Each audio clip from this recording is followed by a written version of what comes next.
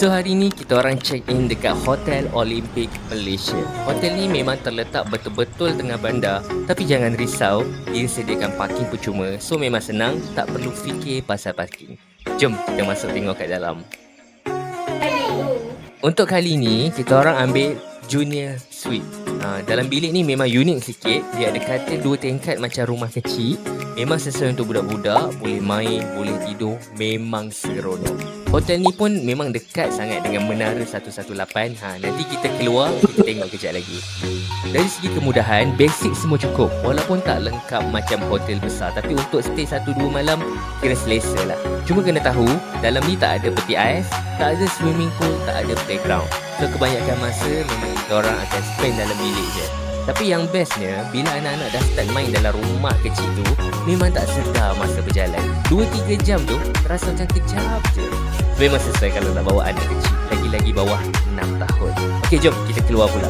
Keluar dari hotel, terus nampak Menara 118. Memang dekat betul.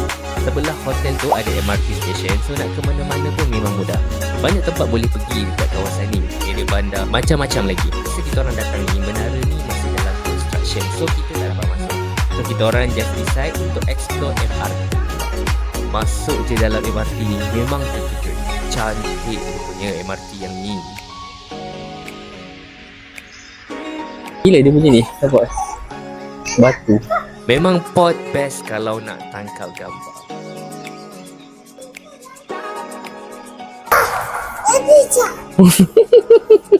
Lepas jalan-jalan, kita orang balik hotel untuk prepare dinner pula. Untuk trip ni, kita orang ambil package sekali dengan Junior Suite, dinner, sambutan birthday and breakfast. Harga bawah RM200 je. Memang berbaloi. Untuk dinner, mula-mula nampak macam sikit tau. Lepas kita orang dah makan, banyak lah rupanya sampai tak habis. Lepas dah siap makan, kita bagi tahu staff kita dah ready untuk birthday celebration. Staff akan terus datang bawa kek, siap dengan lilin dan lagu happy birthday. Memang meriah, memang feel. Happy birthday, happy birthday to you.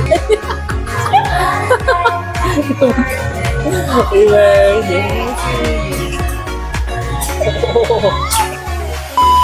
So lepas dinner, kita orang naik bilik dan rehat. Esok pagi sebenarnya ada breakfast, tapi tak sempat nak record sebab semua dah lapar. Tapi overall, breakfast dia memang okey, pilihan pun banyak. So kesimpulan, overall pengalaman memang best untuk hotel budget RM200.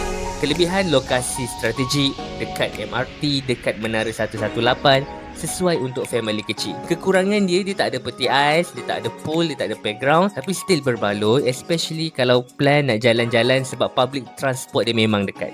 Tambahan lagi, nanti kalau Menara 118 ni dah siap, confirm lagi best kalau datang next time. So itu sahaja untuk hari ini. Terima kasih sebab tengok. Semoga bermanfaat. Assalamualaikum. Jadi